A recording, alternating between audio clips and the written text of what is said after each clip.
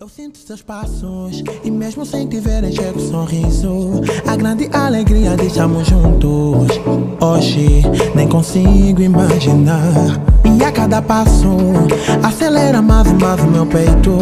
A ansiedade, amor e o desejo de sair correndo e logo te abraçar. Baby, és tudo e muito além que perfeita. Que eu sonhei e pensei que o mundo me compensaria depois de tudo. Olá, sejam bem-vindos a mais uma edição de Chamar o Podcast. Eu estou muito feliz de estar aqui com vocês. Esta é mais uma conversa divertida, aquela conversa que você vai aprender muita coisa, vai aprender sobre histórias inspiradoras. E hoje é bem mais especial, estamos com a Naya. A nossa mana Naya, por favor, apresente-se aos nossos telespectadores que não te conhecem ainda. Boa tarde mais uma vez, obrigado pelo convite. Daqui é Edna Elizabeth Manuel, moça de Benguela, mais conhecida por Naya. Mais coisas vocês vão descobrir durante a nossa entrevista e vocês vão perceber o porquê que a Naya está aqui.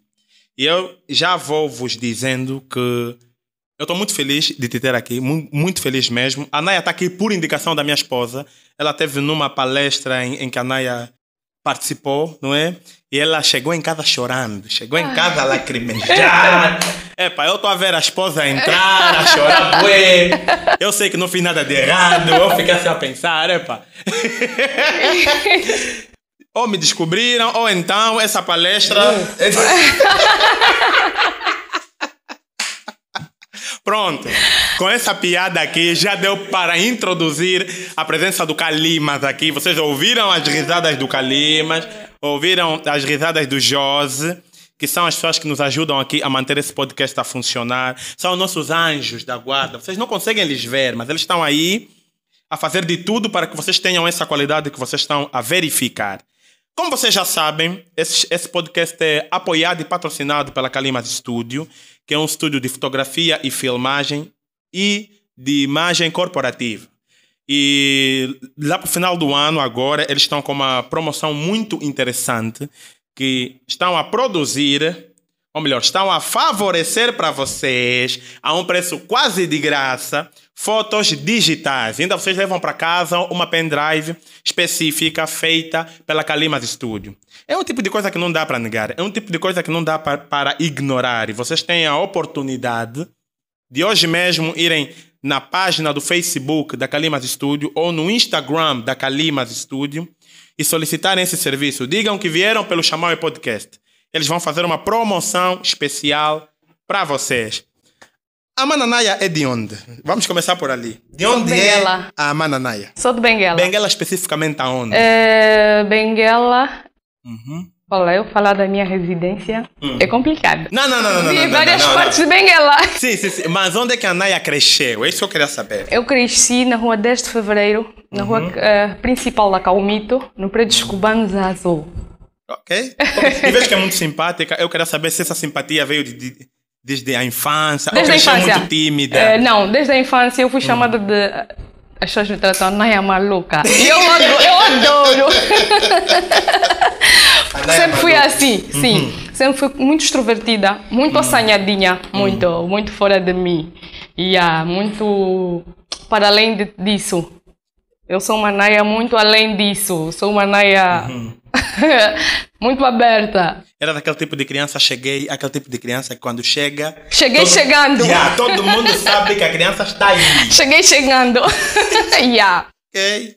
Cheguei chegando. Sempre fui essa criança assim. Sou muito conhecida em Benguela, porque desde sempre fui a Naya do pânico. Okay. Muito confusionista, muito barraqueira. Opa, boa. Já temos uma referência. Se eu chegar em Benguela tarde, eu sou amigo da Naya. Acabou por acaso, olá, por acaso as minhas irmãs sempre me diziam isso. Bastava ter assim alguém a abusar, elas diziam assim: olha, essa é a irmã da Naya. Já tinham medo. E a Naya é muito... Eu gostava muito de lutar. Okay. Gosto de dar mesmo umas boas. E tá há tanto tempo em Benguela. Disse que é de Benguela, não é? E passou a infância lá. Até hoje está lá. Sim, até hoje. Por quê? Por que não sai de De Porque não Benguela. sai de Benguela. É muita paixão pelo município de Benguela, é muito amor pela cidade, ou nem por isso, Naya? Olá. É dizer que epá, ainda não apareceu o momento certo para sair de Benguela. Ok. Mas se houver uma oportunidade, sou capaz de sair de Benguela. Mas já conheceste uma cidade aqui em Benguela que te cativou tanto quanto a tua cidade, em que você já cogitou a hipótese de viver lá? Huambo e Lubango. São duas cidades que eu adoro. Amo. Isso é engraçado, porque são exatamente as cidades que é o extremo oposto de Benguela, em termos de clima, pelo menos, de situação Exatamente. climática. Exatamente, mas eu gosto muito do Huambo e gosto muito do Lubango. Yeah. São duas cidades. Namiba é muito pacato, eu muito fechadinho. Então eu prefiro mesmo cidades assim. Mais movimento. O Huambo também não é tão movimentado assim, até. Não é, mas eu acho que o Huambo... Acho que dorme muito cedo o Huambo. O Huambo é uma cidade que, eu não sei agora se mudou, se alguém do Huambo está aqui a assistir o podcast e comenta ali, mas as últimas experiências que eu tive no Huambo deu uma percepção de que é uma cidade que desliga-se muito cedo. Não, a cidade dorme muito cedo. Nós é que fizemos o nosso ambiente, dito eu. Independentemente de ser fechada, mas acredito que nós é que fizemos o nosso ambiente. Poxa. Yeah. A próxima vez que eu ir para o Huambo vou te levar, vou te convidar, vamos casar, vamos criar um ambiente lá, talvez a situação lá melhore para mim. A tua mulher vai te perder. Para não ser mentira. É mentira, desculpa. Uma proposta difícil de negar. Uma proposta muito difícil. E, claro, eu também gosto muito do Huambo e do Lubango. Mas no Lubango aí já é diferente, porque Lubango foi a primeira cidade que eu me senti famoso, entre aspas. Tá a ver? Tipo, quando fomos fazer as vendas do meu primeiro CD, a primeira cidade que eu fui bem recebido, mas bem recebido mesmo, tá a ver? Sem falsidade. O pessoal do Lubango é muito aconchegante, ele é muito amoroso. Eu amava ir ao Lubango atuar, porque eu me sentia muito bem recebido. Então, nem é pela estrutura do Lubango, é mesmo pelas pessoas. Eu acho muito top aquela cidade. Mas a parte negativa das duas, para mim, é o clima. Eu com frio. Frio. Eu também. Eu e frio não demos, mas para mim, eu digo que as pessoas me dizem sempre: quem nasce em Benguela não pode crescer em Benguela porque não evolui. E aí, na minha mente, assim, uau, Lubango, Huambo, acho que me chama muito a atenção. Ok. E concorda com esse pensamento de que quem cresce num lugar onde nasceu não evolui? Posso dizer que sim. Posso dizer que sim. Posso dizer que sim. Em parte sim, mas em parte não. Ok. Vamos avançar um pouco. A Naya é religiosa? É ligada a questões da igreja? Sou religiosa, mas não sou crente. Não, sou crente, mas não sou religiosa, né? Ok. Porque eu creio, mas não sou taxativamente, como é que se diz na gíria? Fanática. Não tenho esse fanatismo assim, uau. Mas frequenta uma igreja? Vai regularmente? Tenho tido orações, Ou não participa, só vai de quando em vez? Não participo diretamente, mas tenho ido. Uma vez ou outra vou. E também por causa do... o diabo é astuto. Não, eu digo isso porque... O diabo é astuto. Quanto mais a sociedade vai se tornando mais acadêmica, tem sido muito comum esse tipo de comportamentos com base às igrejas, né? Acho que as pessoas hoje estão mais crentes do que religiosas mesmo. E eu queria saber mais ou menos isso de ti. Porque eu também tenho uma particularidade. Eu costumo dizer que a igreja é o nosso coração. E a igreja somos nós como pessoa. Porque tu ires para uma igreja falar com um pastor, um padre, que é igual você estar num quarto e pedir a Deus. É diferente, aliás, de estar num quarto, pedir a Deus a bênção, direção, discernimento. É muito diferente. Bom. Também o facto de haver uma banalização extrema do cristianismo, isso não ajuda, porque aqui em Benguela mesmo é muito comum você ver centros de cura, centros cheios de onde, tipo, a cada dia surgem novas... Não estou aqui a desdenhar a crença ou a fé de ninguém. Eu só estou a dizer que tem se fechado muitos armazéns e tem abrido muitas igrejas porque descobriram que a igreja é o caminho para fazer negócio. É muito mais fácil hoje tu abres uma igreja do que abres uma empresa. As burocracias são bem reduzidas e é o que se percebe. Então, eu acho que essa banalização do cristianismo também não ajuda, porque você vê muitos amadores ali. Com certeza tem pessoas a fazerem boas coisas de bom coração, mas o facto é que tem existido muita gente assim mesmo. E para dizer que, na verdade, eu vivo na fronteira e vivo no meio de duas igrejas. E eu acho que competem mais do que outra coisa. Uma, uma oferece água para cura. Pra cura, ok. Outra oferece não sei lá o que para cura. E eu... Não vou porque no hospital. É para pegar um domingo, pegam aí, até o Estado devia ir para lá, financia aí a igreja, cura para todo mundo. Alguém já me disse, olha, parece que o problema não é preciso ir para Luanda para fazer um tratamento.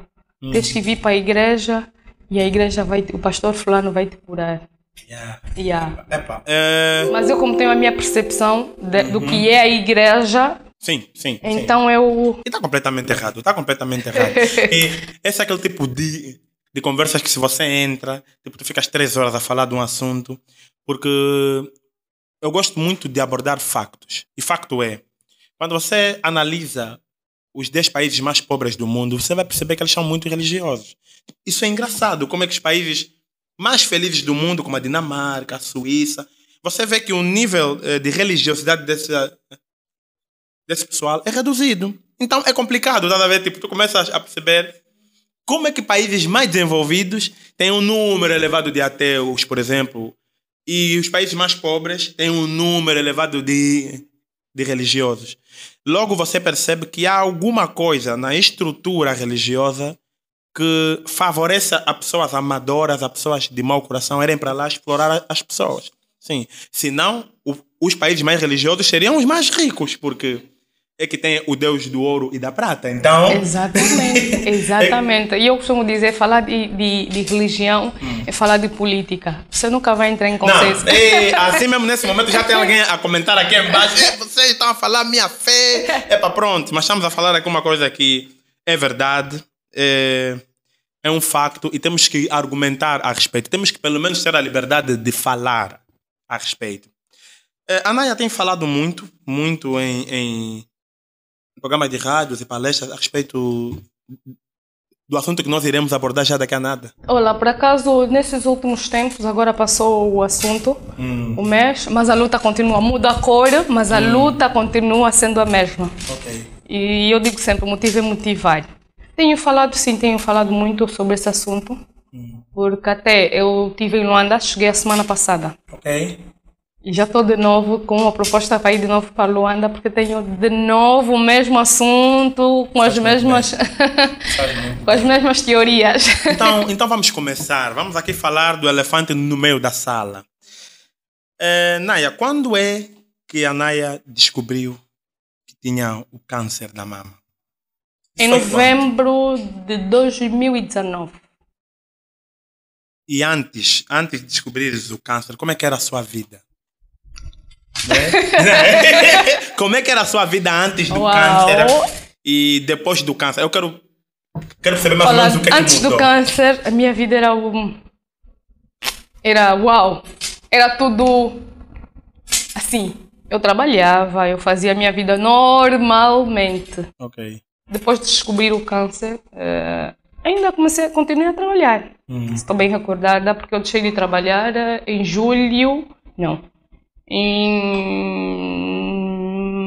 maio de 2021. E onde é que a Naya trabalhava? Colégio Zinga. Ok. Yeah. E a Naya gosta de dar aulas ou era apenas a busca profunda? Não, era... eu acho que... Eu sempre digo... Eu gosto muito de falar para as pessoas. Okay. Essa é a minha paixão. Falar para as pessoas, falar para o público, incentivar coisas boas, passar conhecimento. Okay. Essa sempre foi a minha meta. E ser professora, ser educadora é basicamente isso. É educar com verdade. Ok. Sem tabu.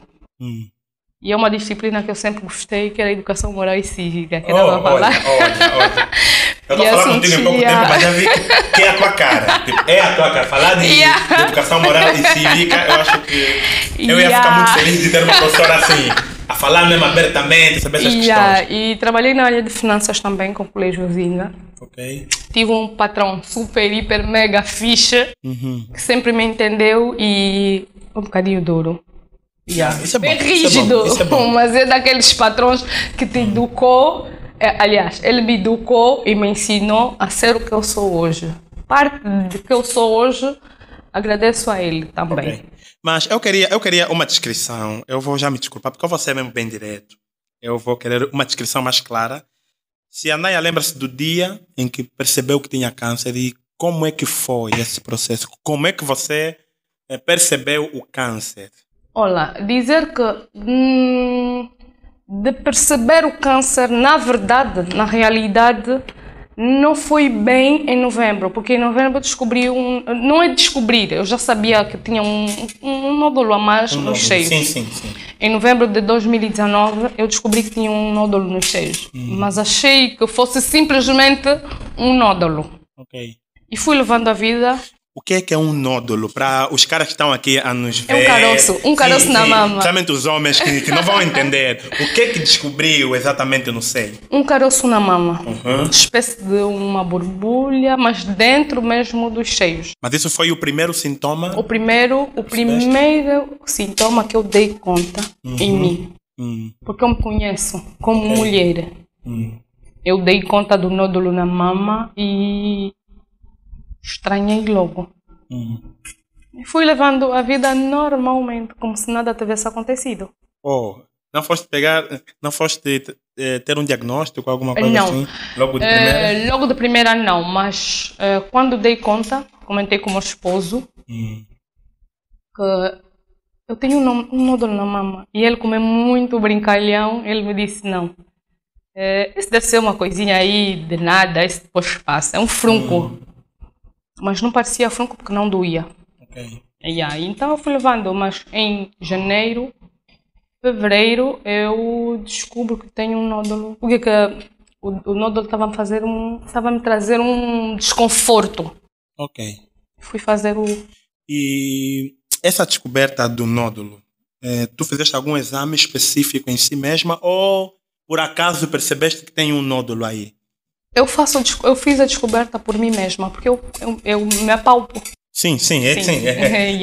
É mesmo ali onde eu queria chegar. Porque nem todo mundo tem a capacidade. Sim, principalmente as mulheres, nem todas têm a capacidade de se conhecerem. Exatamente. Eu sei também desse ponto. Porque nas palestras eu vou falando com mulheres e eu recebo muito desses comentários, que eu nunca me apalpei. Só para teres noção de uma coisa, desculpa, eu tive numa palestra de 2.000 mulheres, que foi a palestra que eu achei, não que as outras não me levaram, mas esta foi a palestra que eu mais amei, no meio delas todas. Porque falar para 2.000 mulheres pela primeira vez não foi fácil. Eu vou falar isso para minha esposa. Vou lhe falar, não foi tua palestra que você estava. Foi de 2.000 mulheres. Que 2.000 mulheres fiz. Mas gostou de estar lá presente. Não foi com vocês? Não foi com elas. Não, todas elas, eu disse. Todas elas foi possível.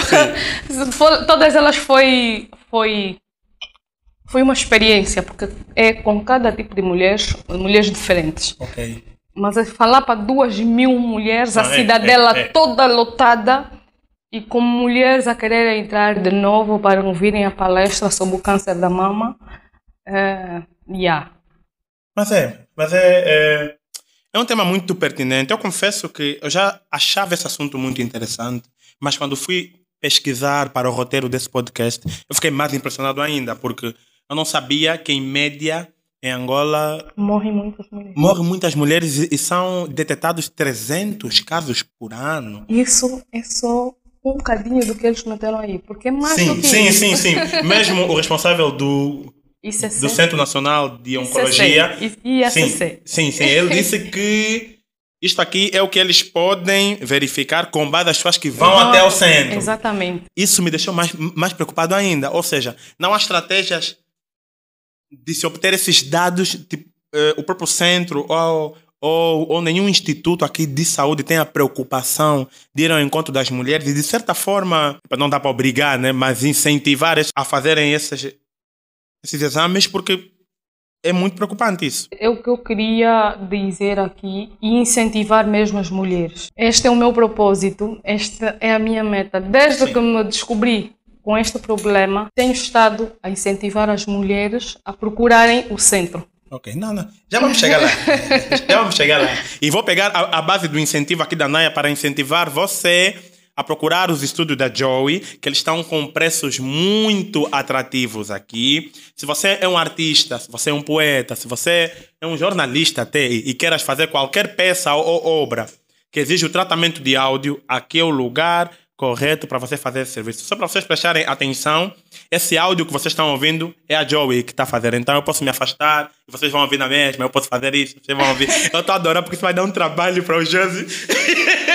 Isso vai dar um trabalho, mas vai provar a qualidade que a Joey Studio tem aqui. Vocês podem procurar a Joey, vão lá para o Facebook e procuram por Joey Studio, não é?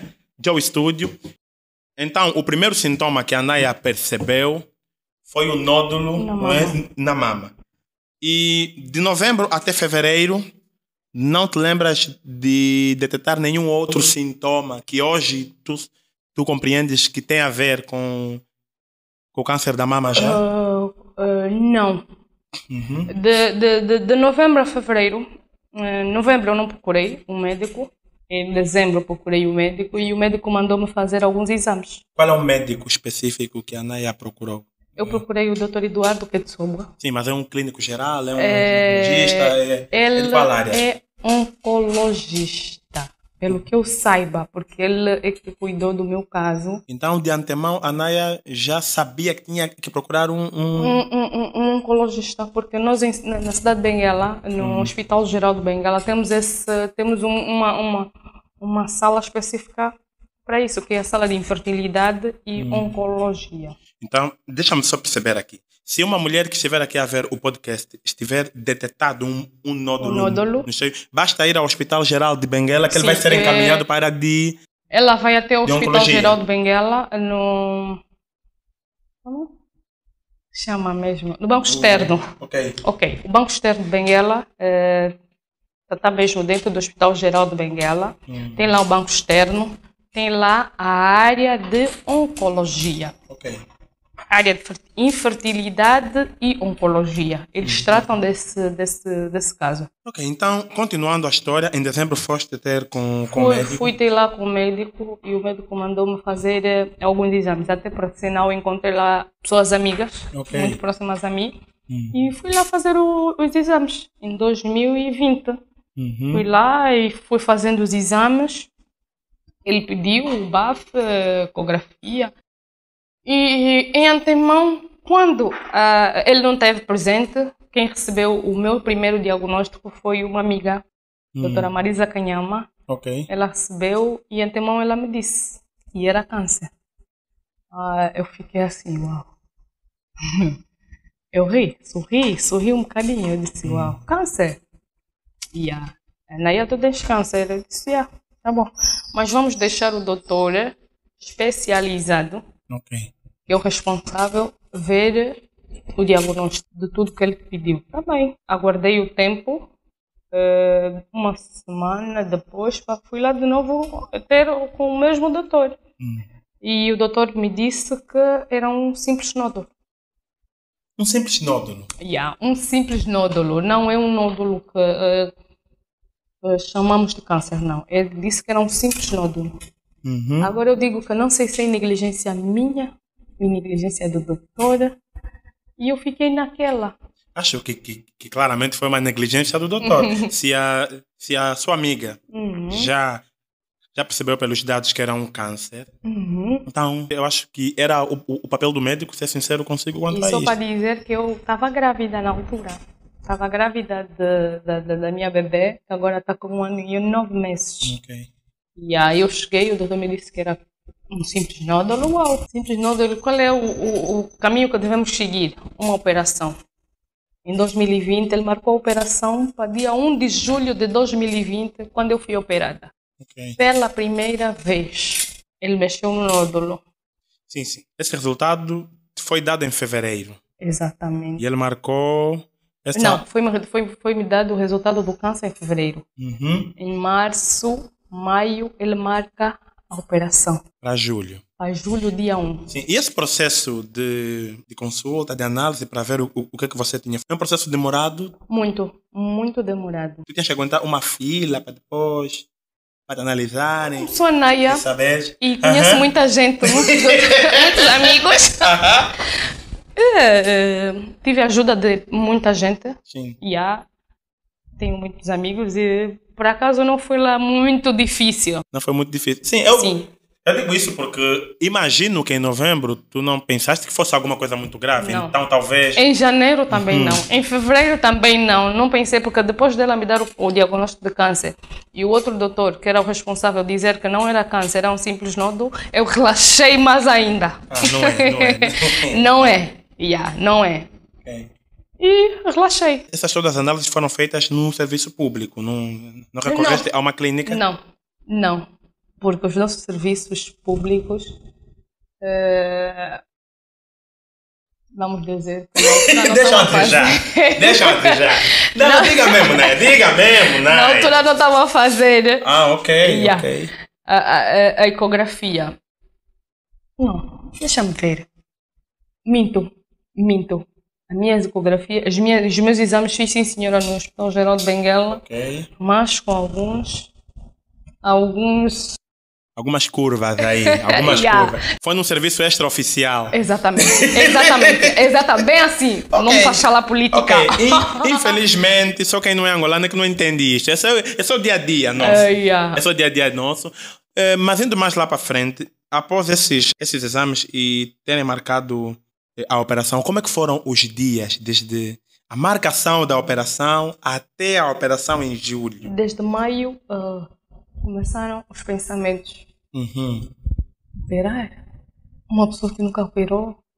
E nós soubemos das coisas que dizem sobre uma operação. Entrar num bloco, estava grávida. E o doutor, eu me lembro que na altura o doutor me disse que a minha gravidez não ia... Ele pediu que pudéssemos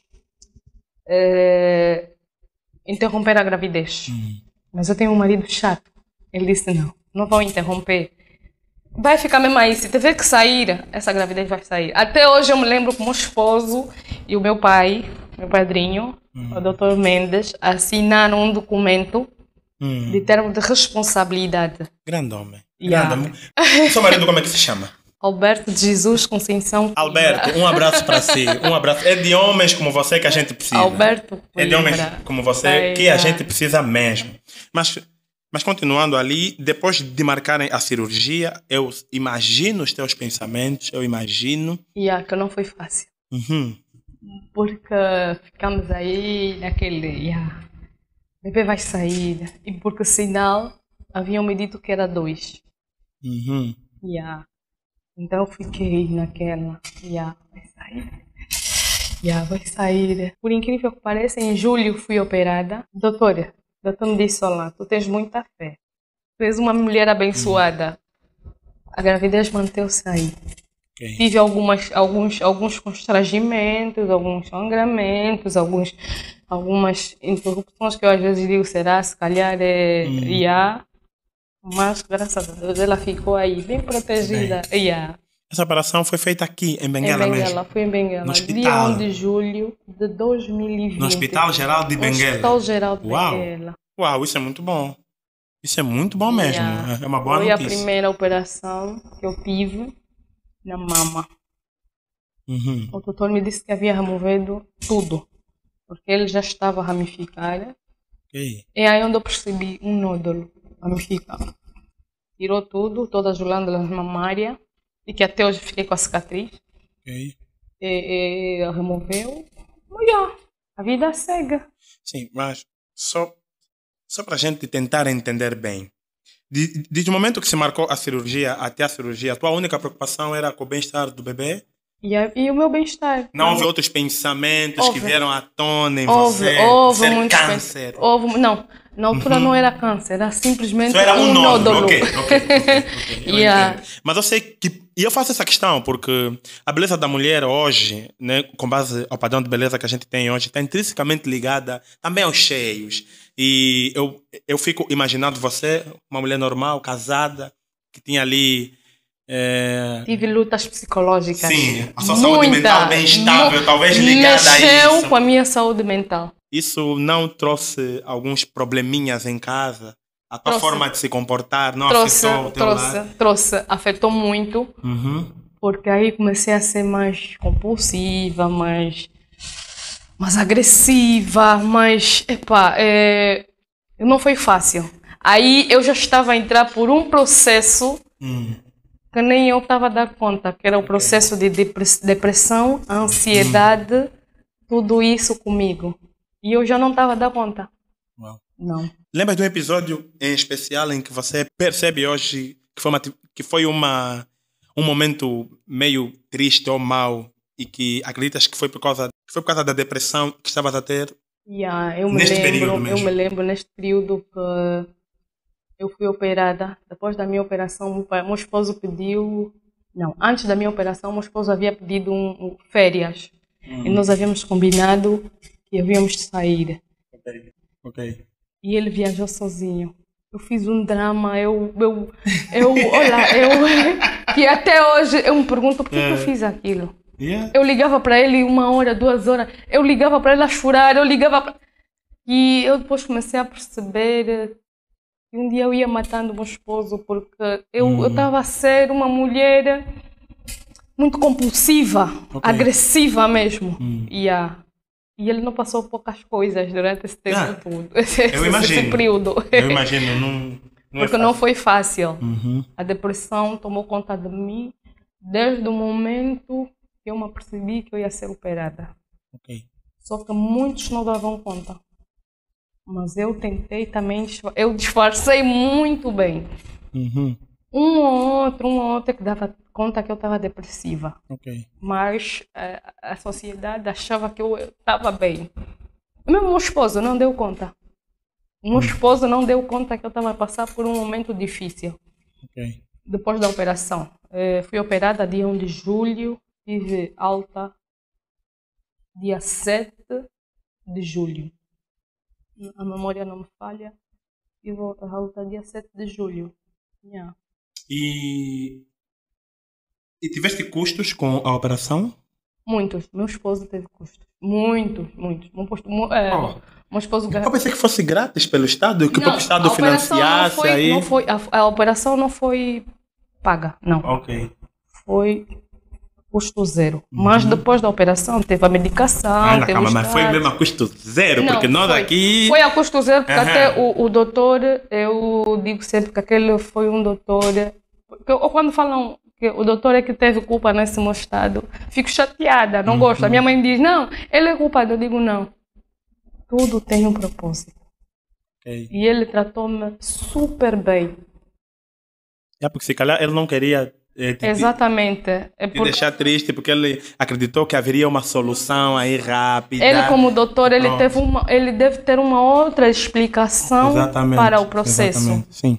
Como doutor, tem uma outra explicação para o processo. Então, eu não gosto quando julgam o meu estado de saúde, que houve um culpado. Eu costumo dizer, em negligência, ou é da minha parte, ou foi da parte dos doutores. Ok. Yeah. Mas está bem. Está bem. Realmente esse é um assunto muito pesado, um assunto muito sensível. Josi, meu amigo, estás bem? Ok. Ok, vamos continuar. E eu sei que quanto mais a gente avançar, mais pesada a história vai ficar. Ok, depois da operação, o problema ficou resolvido, acabou, prontos. Achei, Não havia mais câncer nenhum. Não havia mais nada, nódulo não havia, mas nódulo, nenhum nódulo na mama. Uau! Eu fui operada em julho, agosto, setembro, outubro, novembro, dezembro, janeiro. Em fevereiro, eu nasço a minha filha. Okay. Dia 5 de fevereiro de 2021. Yeah. ela nasce. Quando ela nasceu, é quando eu dou conta do outro nódulo na mama. Não. Yeah. Calma aí. Naya, essa operação não removeram os cheios, né? Não. Aquilo só removeram aí. Só tiraram um nódulo. Um caroço que estava aí. Na mama. Pronto. Aí pronto. Quando a minha filha nasce, dou conta de um outro nódulo na mama, na mesma mama da operação. Opa! Aí a minha filha nasceu em fevereiro. Super bem. E fui acompanhada também por a mesma pessoa que me acompanhou, que me disse que era câncer, a Marisa Canhama, uma doutora que eu...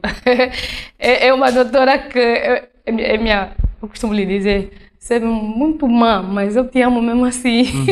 Porque ela é muito fria, ela é muito direita, mas é muito amorosa. Ela também que cuidou de mim quando eu fiquei gestada. Quando descobriram a minha gestação, durante esse processo, ela é que me acompanhou. E teve um cuidado específico com a tua gestação por causa dessa questão? Sim. Tivemos um cuidado muito, mas muito grande, porque estava com problema de colo aberto, estava com problemas de não sei o quê, muitos problemas. Ok. A qualquer momento, quando eu me estressava, e eu já estava mesmo nesse processo de depressão. Quando eu ficava muito depressiva, deitava líquidos, eu ia correr para o hospital. E tipo, isso é muito triste, porque normalmente as mulheres quando ficam grávidas, elas já têm o sistema hormonal alterado. Você adiciona mais o estresse aí dos nódulos não nódulos, né? Exatamente. Tipo, nem dá para imaginar como é que você estava.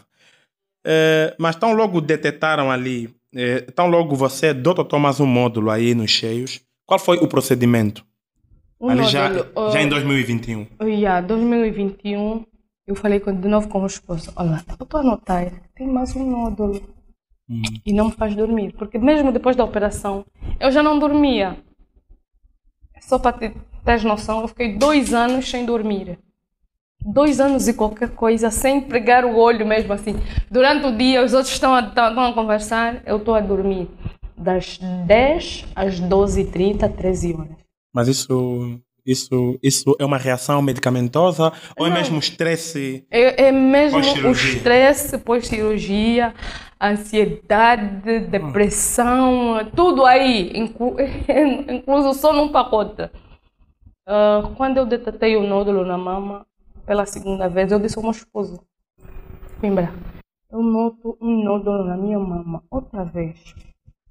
E ele me disse, essa é uma... Deve ser aqueles carnicões da operação que sai.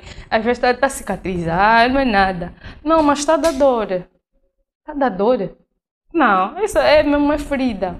Isso não está cicatrizado, amor. Isso é uma operação que você fez.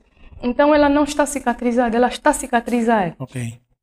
E fomos levando. Em fevereiro a minha filha nasce, em março eu deixo de trabalhar, porque era muito incômodo que eu sentia. E eu falei com o meu chefe, pedi a dispensa, chefe, eu preciso de uma dispensa por causa da assim, eu tenho que ir para Luanda, porque até primeiro fui para o Lubango para ver o processo, porque me disseram que no Lubango tem o Dr. Estevão, ele pode fazer, ele pode.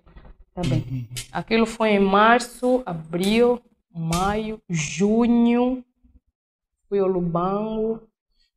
E não havias feito ainda nenhuma análise para confirmar se esse nódulo era realmente algo para se preocupar ou não? Não, o Lubango. Quando eu cheguei lá, e o doutor disse que não cuidava desse nódulo, não cuidava de oncologia. Vim para Benguela, o doutor passou-me uma receita e eu fui tomando a receita. Comprimidos, eu fui tomando diazepam para dormir, eu fui tomando alguns medicamentos. Sim, mas a receita foi dada com base a quê? Ele fez uma análise para oferir? Sim, por causa da operação, né? A ferida por dentro. Ele presumiu que fosse a ferida por dentro? Fosse a ferida por dentro. É o mesmo doutor que te operou? Yeah. Assim é difícil defender. Assim é difícil defender. E lá fomos levando a vida. Em base de medicamentos, em base de comprimidos, de chás. E aí eu fui levando a vida. Dezembro, janeiro, fevereiro, a minha filha completa 1 ano. O diagnóstico tu viste em fevereiro de 2021, certo? Sim. Depois disso passou 1 ano. 1 ano. Este ano já... Este ano em fevereiro, a minha Sim. filha completa 1 ano. Em março, eu já não estava a aguentar com as dores. Já não estava a aguentar com as dores porque o câncer começou a se manifestar já de forma espontânea. Comecei a ter perda de peso, emagrecimento, pele escura, que são os sintomas que o câncer dá. Feridas na pele. Fui levando a vida como... Minto. O ano passado. Isso já começou o ano passado. Em novembro, dezembro, janeiro, fevereiro. Isso tudo foi já um processo que o câncer foi me dando algumas indicações. E eu, como não era mesmo câncer, eu não sabia que era mesmo câncer, fui banalizando as coisas. Mas não tiveste a curiosidade de ler, investigar e algo de gênero? É uma coisa que me matou. É a coisa que mais me matou. A coisa que foi me matando foi procurando saber sobre os diagnósticos do câncer. Eu lembro, é muito complicado ir para o Google e tentar saber o que o Google acha. O Google vai... Uma dor de cabeça já é câncer também. Uma dor de cabeça, uma dor de barriga vai te matar, porque aquilo foi o que mais me matou. Porque eu comecei a fazer... pesquisas, comecei a procurar. Eu aconselho sempre as mulheres, quando verem que têm uma doença, não procurem internet. Não. Eu não sou apologista a pessoas que procuram a internet. Sim. Procura um médico de realidade que vai te mostrar o que você tem e vai identificar. Não procura Google. Eu concordo. Porque eu procurei. Eu concordo consigo, porque no Google tem de tudo. Tipo, tem de tudo. Vai ver o cara mais extremista possível. Você vai nas imagens e vai te mostrar. Vai te apavorar. E durante esse período, antes do aniversário da sua filha, e eu faço essa pergunta como um bom angolano, e eu sei que aqui existe muito isso. Deve ter tido uma tia ou alguém que sugeriu uma medicação alternativa. Alternativa, também já. Já. Tanto mais que fui para esses sítios. Mas graças ao meu bom Deus, eu tenho um sexto sentido muito alto. Não fiz a medicação, porque se eu fizesse a medicação, estaria morta. Foste em quais sítios? Eu quero saber. Eu fui ao Cubal. Fui ao Xongoroi. Eu fui... Não, fui só ao Xongoroi.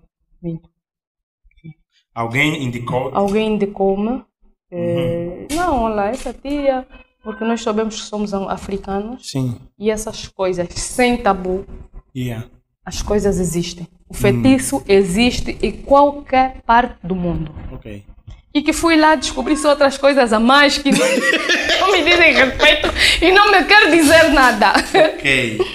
E eu fui descobrindo coisas que até eu disse, isso anda muito. Os mais velhos disseram, quando é neném, anda muito. Mas estás confortável em falar disso? Não. Ok, tá bom. Então... Porque eu acho que não é um bicho de 7 cabeças para mim. Sim, eu concordo. Porque na verdade, quem faz... Não, eu concordo. E digo isso porque, conforme eu disse antes da gente começar o nosso podcast, é que eu acredito que quando você fala, na verdade, quando você fala com verdade na primeira pessoa, aí os nossos indivíduos que estão ali com ideias eles comecem a perceber realmente o resultado. Porque... muitos dos erros que a gente comete é porque a gente não obtém a verdade como ela é dita. Exatamente. Principalmente na nossa geração. Angola é um país de jovens que vivem na ilusão. Exatamente. Aqui pessoas felizes questionam a sua felicidade por causa de infelizes que vivem de aparência. Tá vendo? Então, eu quero muito participar do processo de quebrar esse tabu. Esse tabu. Tu foste nesses sítios, não é? E com esses sítios nós queremos dizer...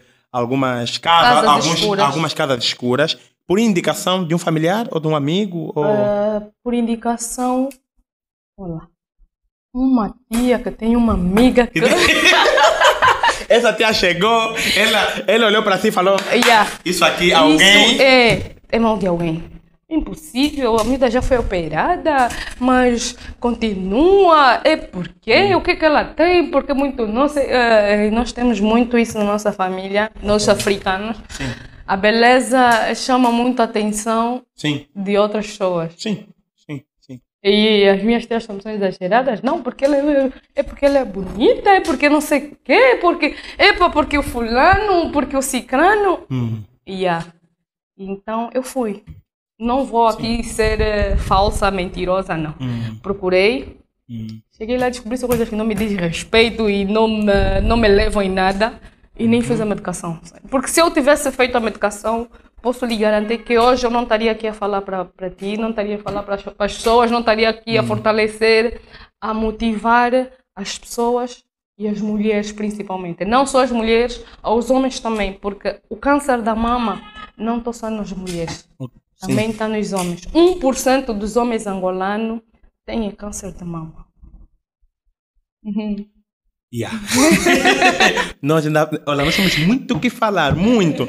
Mas vamos voltar ainda ali nessa história que tu estás a contar. Qual foi o posicionamento do seu esposo quanto a essa sugestão, a essa ida, a estes Olha, dizer que o meu marido, eu acho que não sei se é por ele ser gêmeo, né? É por eles serem dois. O marido reprova essas práticas. É alguém que não pode, nem medicamento de maculo ele pode encontrar em casa. Vão ter problema de sentada familiar, urgente. Vão ter problema familiar, sentada urgente em casa. E em antemão ele disse que não. Não. Ele e a minha mãe sempre foram contra. Sempre. A minha mãe e o meu esposo, eu costumo dizer. A minha mãe e o meu esposo, minha madrinha, eu costumo dizer que são aquelas pessoas que quando dizem não, você começa a pensar assim, vou? Não vou? Não vou? Não vou. E sempre foram apologistas em fazer oração. Dobra o joelho. Salmo 91, a minha madrinha então, fiquei com o Salmo 91 na mente, porque toda hora ela... Eu Salmo 91, Salmo 123. É basicamente isso. E foi a tua primeira experiência aí nestes lugares? Sim. Não. Olha, eu sou uma mulher de muita luta.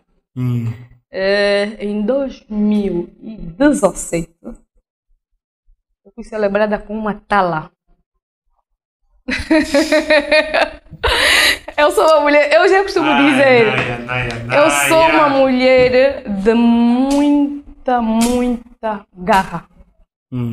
Sou uma mulher abençoada.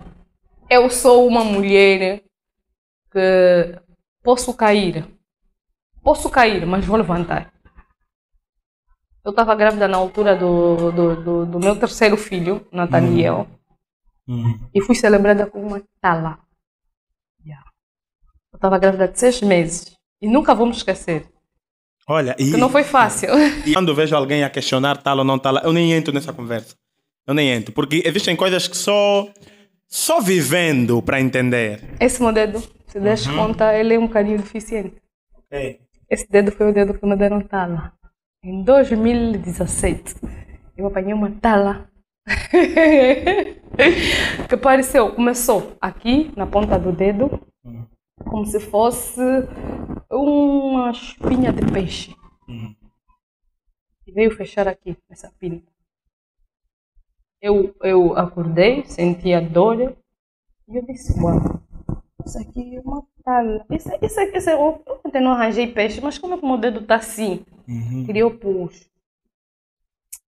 Alguém disse, não, vamos picar aí para furar. Eu disse, não vou picar. Minha mãe não estava cá na altura. Eu disse, não, tenho que ligar para minha mãe para explicar que essa noite não dormi porque esse dedo está me dando dor. Liguei para minha mãe disse, não, vem daqui. Fui para lá. Minha mãe não entende também de patavina alguma. Olhou, isso vai ser cobra seca. Não é. Cobra seca. Fomos aí nessas senhoras na praça do quarto. Encontramos uma senhora que nos deu um medicamento. Esfregamos óleo de jiboia no dedo. De sábado para domingo, a minha mão ficou inflamada. Eu não dormia, grávida de 6 meses. 5 meses a fazer 6 meses por aí. Só mesmo no período de gestação. Mas Olha, é isso que eu gostaria de saber. O que o meu período de gestação tem a ver com esse... Porque sempre no período de gestação. Você começa a traumatizar o nosso herói, assim. Ele já sabe que quando... Oh, mano, eu tô aqui a me controlar para não ser o cara que vai chorar nesse podcast. Não quero ser. E como é que vocês perceberam que era uma tala, na verdade? Porque depois houve um senhor, o motoqueiro que nos levou à praça, que disse, olha mãe, disse assim na minha mãe, estão a ir aí na praça. As senhoras só vendem medicamento, não sabem se é tala ou não. Vamos ao como é que se chama aquele bairro? Aos Botões, aí entre os Navegantes e a Vila do Campismo. Vamos aí, tem um senhor que vai olhar e vai ver se está lá. Quando eu cheguei, o senhor olhou para mim e disse, você está lá. Assim, está lá. Aí eu já não me contia de muita dor, porque aquilo dava dor até no coração. Eu sentia uma dor tremenda. Isso foi em 2017. Ô, Jovem, está acompanhando a cronologia, a cronologia do problema. 2017 você teve tala, grávida. 2 anos depois... 2020, 19 no final... Detetas um nódulo na mama. Meu Deus. Mas pronto. Voltando aí à questão sobre ir em casas escuras, a segunda vez que você foi, no caso. Quem te acompanhou lá, já que o seu esposo não estava a favor da tua ida lá? Fui com uma tia. Yeah. E que ele reprovou até porque ficamos muito... Ele ficou muito chateado e ficou meio sem me dar confiança. Ele chegava em casa todo mal. Eu olhava, já vai passar. Mas quando ele viu que as dores eram constantes e tremendas, ele ficou mais preocupado ainda. Sim. Porque eu depois comecei a pensar, ou é porque eu não fiz a medicação, aquela tia agora já reforçou a memória. Olha, vou te dizer, reforçou no processo. Não levei muito a peito, porque eu levo as coisas na brincadeira. Ok. Eu levo a minha vida como uma brincadeira. Ok. Então, depois de 1 ano, após o aniversário da sua filha, foi quando as dores ficaram insuportáveis? As dores foram começando insuportáveis. Eu disse, não. Minha filha, o ano passado, completou 1 ano. Em março, maio, em fevereiro ela completa anos, março, eu começo a andar atrás da doutora Marisa. Ok.